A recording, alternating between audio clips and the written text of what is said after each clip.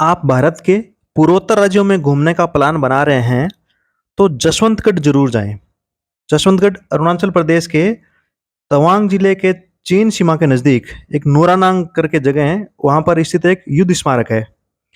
1962 में भारत-चीन युद्ध के समय वहाँ पर तैनात गढ़वाल राइफल की चौथी बटालियन के राइफलमैन जसवंत सिंह रावत महावीर चक्र मरणोपरांत से वो सम्मानित है। वे उनके कई साथी फौजियों की शहादत की याद में बनाया हुआ एक ये वार मेमोरियल है। अब वहाँ जाकर देखेंगे तो पता चलेगा कि किन परिस्थितियों में वो जवान युद्ध लड़े हैं। गुवाहाटी से बाई रोड जाने पर 10-12 घंटे तक का समय आपको इसमें लग सकता है। बहुत ही अच्छा सफ़र है।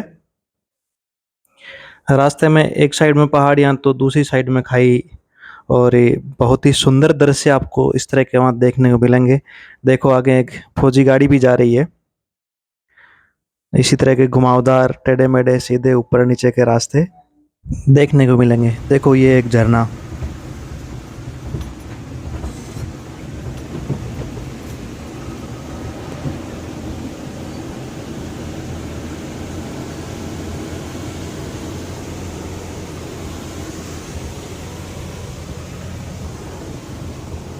ये मंदिर से आ रहा है बोलते हुए ना। इस तरह के बहुत झरने मिलेंगे रास्ते में। इस तरह के कस्बों के बीच से भी निकलना है। इस तरह के गांव भी मिलेंगे। यहाँ कुछ लोग काम कर रहे थे और यहाँ तो लग रहा है जैसे आज मैं ऊपर आसमां नीचे। बचपन में पढ़ा था पहाड़ी याक, यही है शायद वो है। यह है जसवंतगढ़ का मुख्य द्वार।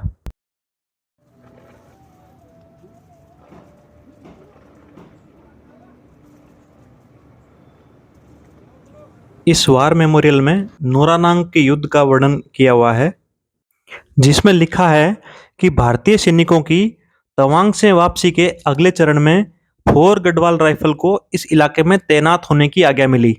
इस दौरान सेला पर प्रमुख डिफेंस तैयार होनी थी।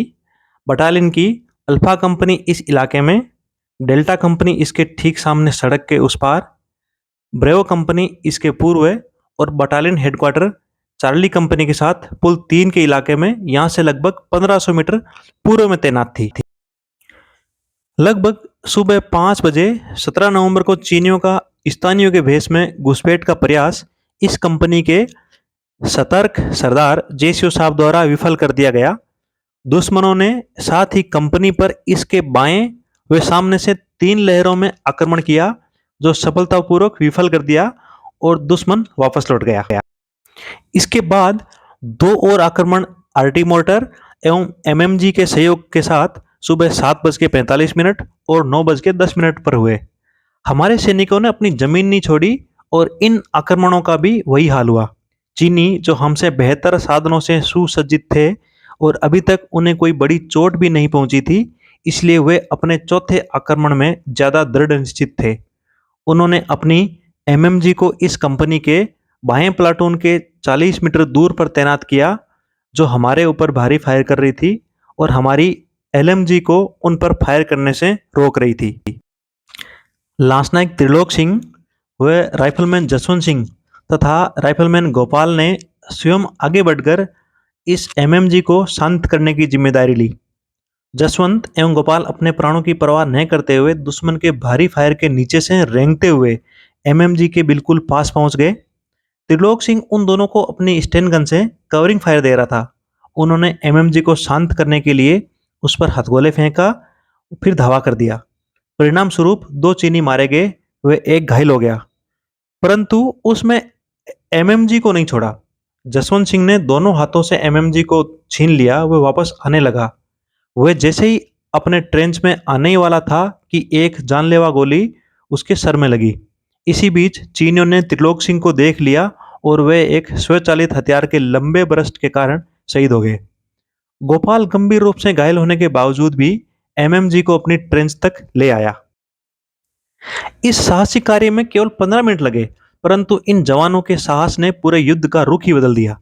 हमारे हथियार पुनः हरकत में आ चुके थे और अंततः चौथा आक्रमण सुबह 11:45 तक सफलतापूर्वक विफल कर दिया गया। इस अति विशिष्ट शूरता के लिए 3 बहादुरों को बाद में पुरस्कार से सम्मानित किया गया। राइफलमैन जसवंत सिंह रावत को महावीर चक्र मरणोपरांत व लांस नायक त्रिलोक सिंह नेगी को वीर चक्र मरणोपरांत तथा राइफलमैन गोपाल सिंह गुसाई को वीर चक्र से सम्मानित किया।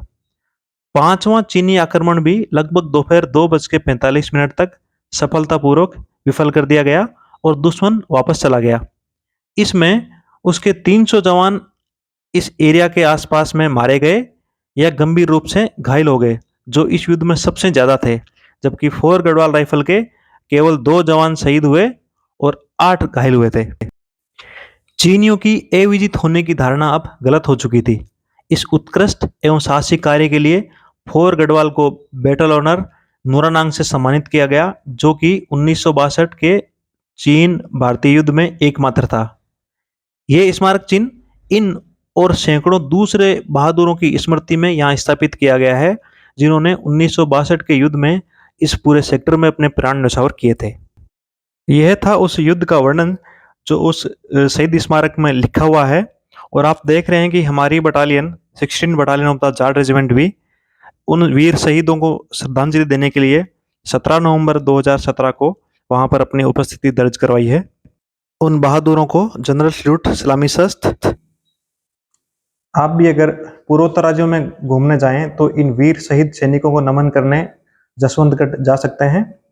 और ये वीडियो कैसा लगा, लाइक या कमेंट करके जरूर बताएं। पहले की वीडियो में दी हुई प्रतिक्रिया विचार के लिए बहुत बहुत धन्यवाद। और जाट रेजिमेंट के पूर्व सिपाही पवन डूकिया का अभी तक अगर ये चैनल आपने सब्सक्राइब नहीं किया है तो कृपया अभी कर लें। जय हिंद।